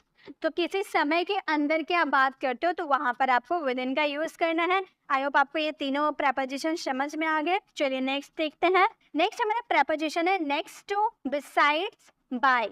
तीनों का मतलब एक ही होता है। ठीक है, नेक्स्ट टू, बिसाइड या फिर बाय, ये तीनों का मतलब होता है बगल में। ये तीनों का मतलब क्या होता है? बगल में। अगर आप बगल की बात करते हो तो वहाँ पे आपको नेक्स्ट टू, बिसाइड या बाय का यूज़ करना है। जैसे वह मेरे बगल में खड़ा था, वह मेरे बगल में बैठी थी, वह मेरे बगल में सोया था, वह मेरे बगल में पढ़ रहा था। तो बगल में अगर आपकी कोई चीज़ रहती है, वस्तु हो या फिर कोई इंसान हो, वहाँ पे आपको नेक्स्ट टू, बिसाइड्स या बाय, तीनों में से किसी का भी यूज़ कर सकते हो। ठीक है, जैसे वह मेरे बगल में बैठी थी, कोई क्रिएचर है, प्राणी है, वो मेरे बगल में बैठी थी, ऐसा हम बोल रहे हैं। तो हम क्या बोलेंगे? सी वॉज सिटिंग, बैठना, यानी कि सिट, सिट में आईएनजी लगा देंगे, सिटिंग हो जाएगा। Sitting next to me, she was sitting next to me, वो मेरे बगल में बैठी थी, she was sitting next to me. या फिर आप बोल सकते हो she was sitting beside me, या फिर she was sitting by me. ठीक है, इस तरह से आप यूज कर सकते हो नेक्स्ट टू, बिसाइड या फिर बाय का बगल में के सेंस में। नेक्स्ट है अगेंस्ट। अगेंस्ट का मतलब होता है के खिलाफ। ठीक है, अगेंस्ट का मतलब होता है के खिलाफ या के विरुद्ध। जैसे मैं आपके खिलाफ हूँ, वह मेरे खिलाफ है, वह मेरे सोच के खिलाफ है, मैं इस समाज के खिलाफ हूँ। तो किसी के विरुद्ध होना है, किसी के खिलाफ होना, यानी कि अगेंस्ट होना। ठीक है, ये आप जानते होंगे, ये वर्ड में भी हम बहुत ज़्यादा यूज़ करते हैं। जैसे मैं आपके खिलाफ हूँ, इस सेंटेंस में आप बोल सकते हो I am against you. I am against you, मैं आपके खिलाफ हूँ, आई एम अगेंस्ट यू। या फिर रोहन मेरे खिलाफ है, Rohan is against me. Sita मेरे खिलाफ है, सीता इज अगेंस्ट मी। इस तरह से आप सेंटेंस का यूज़ कर सकते हो अगेंस्ट का यूज़ करके। Next opposite. ऑपोजिट का मतलब आप समझ जाते हो, ऑपोजिट का मतलब होता है विपरीत। ऑपोजिट का मतलब होता है विपरीत या सामने में। सामने में के लिए भी हम क्या यूज करते हैं? ऑपोजिट का यूज करते हैं। ठीक है, सामने में जैसे कि यहाँ मान लो आपका घर है, तो इसके विपरीत रोहन का घर है। या फिर आप बोल सकते हो यहाँ मेरा घर है, मेरे घर के सामने रोहन का घर है। तो सामने या विपरीत दोनों तो एक ही हुआ, यानी कि ऑपोजिट का यूज करेंगे। फॉर एग्जाम्पल, मेरा ऑफिस उसके घर के विपरीत है। मान लो ये आपका ऑफिस है। ठीक है, ये आपका ऑफिस है और ये आपका क्या है? घर है। ये उसका घर है, ये आपका ऑफिस है, तो आपके ऑफिस के विपरीत उसका घर है। या फिर आपके ऑफिस के सामने उसका घर है, तो सामने बोलो या विपरीत बोलो, बात तो एक ही है, होगा तो अपोजिट ही। तो हम सेंटेंस को बनाएंगे, my office is opposite to his house. My office is opposite to his house, मेरे ऑफिस उसके घर के विपरीत है या फिर उसके घर के सामने है। तो इस तरह से आप अपोजिट का यूज कर सकते हो विपरीत या सामने के सेंस में, ठीक है। चलिए नेक्स्ट प्रेपोजिशन को कवर करते हैं। नेक्स्ट हमारा प्रेपोजिशन है अक्रॉस, अहेड ऑफ, बिहाइंड। आप बोलोगे अहेड ऑफ तो हम लोगों ने सीख लिया, गाइस एक ही यूजेस नहीं होते प्रेपोजिशन के, बहुत सारे यूजेस होते हैं, सभी यूजेस को सीखना जरूरी है। अक्रॉस का मतलब क्या होता है? अक्रॉस का मतलब होता है पार, किसी चीज के पार, ठीक है, किसी चीज के पार। जैसे कि नदी के उस पार एक घर है, मान लो ये नदी है और इस पार आप खड़े हैं और नदी के उस पार क्या है? एक घर है। तो इस पार से उस पार आप जाओगे, नदी से ही तो जाओगे, नदी से होते हुए यहाँ पर एक आपका बोट मिल जाएगा, आप बोट पे बैठोगे और इस पार से उस पार जाओगे। तो इस पार से उस पार जाना को ही अक्रॉस बोलते हैं, ठीक है। इस पार से उस पार जाने को ही हम अक्रॉस बोलते हैं। अब आप बोलोगे कि मैम आपने तो बताया था स्टार्टिंग में कि इस पार से उस पार जाने को हम थ्रू बोलते हैं, थ्रू का यूज भी तो करते हैं इस पार से उस पार जाने के लिए। तो गाइस बिल्कुल सही, थ्रू का ऑपोजिट ही अक्रॉस है। थ्रू का यूज आप कब करते थे? जब आप इनक्लोज्ड एरिया, जैसे कि मान लो ये आपका एक पाइप है, ये पाइप के एक बच्चा इस पाइप के अंदर से होते हुए गया, तो किसी इनक्लोज्ड एरिया से वो होते हुए गया, तो इनक्लोज्ड एरिया से इस पार से उस पार जाने में आप थ्रू का यूज कीजिएगा। लेकिन अगर आप यहाँ से नदी में यहाँ पर नदी है, नदी में बोट है, बोट पे आप चढ़ोगे और इस पार से उस पार जाओगे, तो एक खुले एरिया से आप जाओगे ना, नदी तो कवर एरिया नहीं है, इनक्लोज एरिया तो नहीं है, वो पूरा खुला एरिया है। तो खुला एरिया से इस पार से उस पार जाओगे तो वहाँ पे आप क्रोज का यूज करेंगे। आई होप आपको समझ में आ रहा कि इनक्लोज एरिया से इस पार से उस पार जाने में थ्रू का यूज करेंगे, और किसी बंद खुले एरिया से इस पार से उस पार जाएंगे तो क्रोज का यूज करेंगे, ठीक है। नदी के उस पार एक घर है, इस सिचुएशन में आप बोलोगे there is a house across the river, there is a house across the river. Next है अहेड ऑफ। अहेड ऑफ का मतलब होता है आगे। ये तो हम लोगों ने अभी देखा था ना, आगे के सेंस में हम लोगों ने अहेड ऑफ का यूज किया था कि कोई क्रिएचर से, कोई प्राणी से आगे रहने की बात करेंगे तो अहेड ऑफ का यूज करेंगे। बिल्कुल करेक्ट, वही यूज है। मेरे आगे कोई नहीं खड़ा था, मेरे आगे कोई नहीं खड़ा था, तो इस सेंटेंस को बनाएंगे no one is standing ahead of me, ahead of me. No one is standing ahead of me, मेरे आगे कोई नहीं खड़ा था, ठीक है। अब बिहाइंड का यूज करेंगे पीछे। देखिए मैंने अहेड ऑफ दोबारा इसीलिए बताया ताकि आप इन दोनों में डिफरेंस समझ पाओ। आगे के लिए आपको अहेड ऑफ का यूज करना है और पीछे के लिए आपको बिहाइंड का यूज करना है। मतलब आप कोई क्रिएचर के पीछे हैं, यानी कि वहाँ पे आपको बिहाइंड का यूज करना है। मेरे पीछे कोई नहीं खड़ा था, तो हम इस सेंटेंस को बनाएंगे no one is standing behind me. No one is standing behind me, मेरे पीछे कोई नहीं खड़ा था। तो जब आपको आगे बोलना हो कि मेरे आगे कोई नहीं खड़ा था, तो आप बोलोगे no one is standing ahead of me. अगर आपको बोला हो मेरे पीछे कोई नहीं खड़ा था, तो आप बोलोगे no one is standing behind me. तो आगे के लिए अहेड और पीछे के लिए बिहाइंड। तो गाइस इस वीडियो में हम लोगों ने इतने प्रेपोजिशन को कवर किया। ये सारे प्रेपोजिशन है गाइस। अगर कोई प्रेपोजिशन छूट जाते हैं तो आप कमेंट बॉक्स में ज़रूर बता सकते हैं, मैं उस पर भी बेस्ट वीडियोस आप लोगों के लिए बना दूंगी। आपको वीडियो कैसे लगे कमेंट में ज़रूर बताइएगा। ये हमारे चैनल पर नए हैं और आपको हमारी वीडियोस पसंद आ रही है तो आप हमारे चैनल को सब्सक्राइब कर दें। सब्सक्राइब कर आने वाले बेल आइकन को प्रेस करें, देन ऑल नोटिफिकेशन ज़रूर क्लिक करें ताकि जब भी मैं न्यू वीडियो अपलोड करूँगी आप तक नोटिफिकेशन मिलती रहेगी। मिलते हैं नेक्स्ट वीडियो में, तब तक के लिए कीप लर्निंग।